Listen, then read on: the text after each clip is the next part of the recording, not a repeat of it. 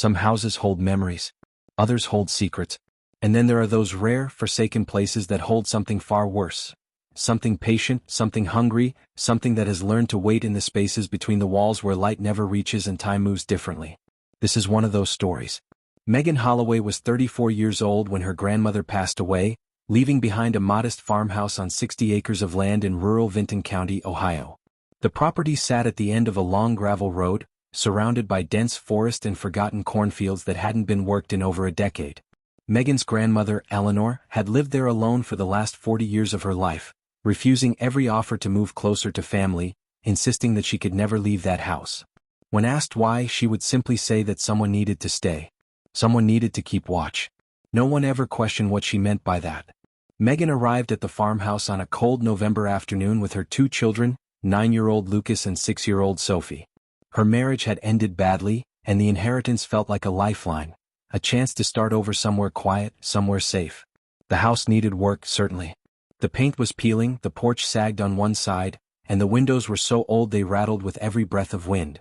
But it was hers now. It was theirs. And after everything they had been through, Megan believed they deserved this fresh beginning. The first night passed without incident. The second night as well. By the end of the first week, Megan had convinced herself that this move had been the right decision. The children seemed happy. Lucas had found an old tire swing behind the barn, and Sophie had claimed the upstairs bedroom with the slanted ceiling and the window that overlooked the forest. Everything felt peaceful. But peace, as Megan would soon learn, was merely the surface of a very deep and very dark water. It started with the footsteps. They came at night, always after midnight, always from somewhere deep within the walls. At first, Megan dismissed them as the natural settling of an old house. Wood expands and contracts. Pipes rattle. Floors creak for no reason at all. She had grown up in old houses, she knew their sounds. But these footsteps were different. They had rhythm. They had purpose. They moved from one end of the house to the other in slow, deliberate patterns, as if someone was walking through corridors that no longer existed. Megan mentioned it to Lucas one morning over breakfast, trying to keep her voice casual. The boy looked up from his cereal with wide eyes and said something that made her blood freeze in her veins. He said he had seen someone standing in his doorway the night before. Just standing there. Watching. A tall, thin figure with arms that seemed too long and a face he couldn't quite see because the darkness wrapped around it like a second skin. Megan told him it was just a dream. She told herself the same thing. But that night, she set up one of her old trail cameras at the end of the upstairs hallway, the kind her father had used for hunting. She positioned it to capture anyone or anything that might pass by the children's rooms between midnight and dawn. She told herself it was ridiculous. She told herself there was nothing there. And then she went to bed with every light in her room left burning. The footage the next morning lasted only 17 seconds. But those 17 seconds would haunt Megan Holloway for the rest of her life. At exactly 3:07 a.m., a figure emerged from the wall at the far end of the hallway. Not from a door. From the wall itself, as if the plaster and lath had simply parted to allow it through. The figure was impossibly thin, dressed in what appeared to be old rotted clothing from another era, and it moved with a horrible jerking fluidity that no human body should possess. It walked to Lucas's door first, stood there for nearly 5 minutes, then moved to Sophie's room and did the same. At one point it turned toward the camera, and though the resolution was poor and the lighting worse, Megan could see that its face was wrong. The proportions were off. The eyes were too high. The mouth was too wide. And it was smiling. Then it returned to the wall and was gone. Megan wanted to run. Every instinct she had screamed at her to grab the children and leave immediately, to drive as far away as possible and never look back. But something stopped her. Something her grandmother had said at her last visit, something Megan hadn't understood at the time but now echoed in her mind like a warning. Eleanor had gripped her wrist with surprising strength and whispered that it would never let them leave. It had been there since before she was born. It would be there long after she was gone. All she could do was give it what it wanted. All she could do was keep it fed. Megan had assumed her grandmother was suffering from dementia. Now she wasn't so sure. The next day, Megan searched the house from top to bottom, looking for the section of wall the figure had emerged from. What she found instead was a door, hidden behind a massive oak wardrobe in the back of the master bedroom closet.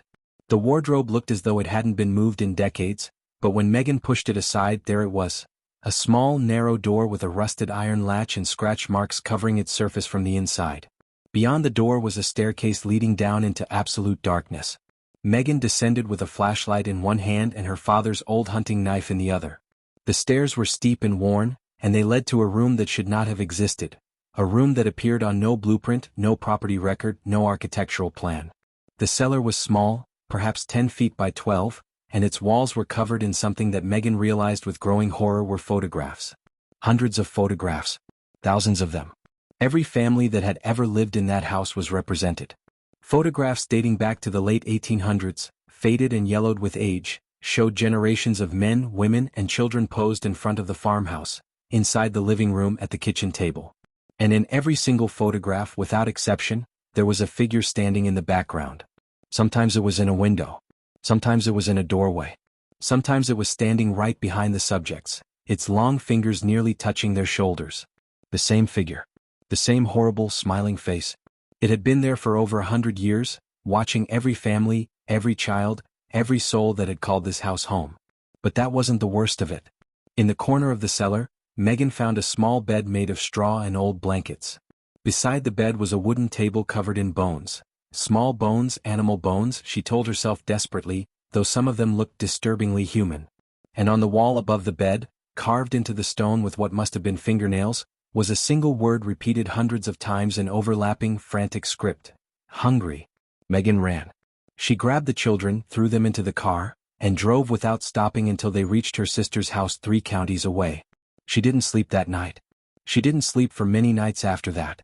And when she finally worked up the courage to return to the farmhouse with the county sheriff and 2 deputies, they found the hidden door sealed shut. The wardrobe had been moved back into place. And when they finally broke through the door and descended the stairs, the cellar was empty. No photographs. No bed. No bones. Nothing but bare stone walls and the faint, lingering smell of something old and rotten and wrong. The sheriff told Megan she must have imagined it. Stress, he said. Grief. The mind plays tricks in old houses. Megan knew better. She knew what she had seen. And she knew, with a certainty that settled into her bones like winter frost, that the thing in the walls was still there. It had simply hidden itself. It had simply gone back to waiting. Megan never returned to that house. She sold it 6 months later to a young couple from Columbus who were looking for a quiet place to raise their family. She tried to warn them. She tried to tell them about the footsteps, the figure, the hidden room. They smiled politely and assured her they didn't believe in ghost stories. The last Megan heard, they had a baby on the way and were planning to stay forever. Some houses hold memories. Others hold secrets. And some houses hold something that has learned to be patient. Something that waits in the darkness between the walls, watching, smiling, counting the days until it can feed again. If you ever find yourself in an old house and you hear footsteps where no one should be walking, do yourself a favor. Don't investigate. Don't look for hidden doors. Don't search for answers in places that were meant to stay buried. Some secrets are kept for a reason. And some tenants should never be disturbed. If this story kept you watching until the very end, consider leaving a like and sharing it with someone who loves a good scare. And if you haven't already, that subscribe button is waiting, because there are many more dark tales yet to be told, and you won't want to miss what's coming next. Until then, sleep well. And maybe tonight, check the walls before you turn off the lights.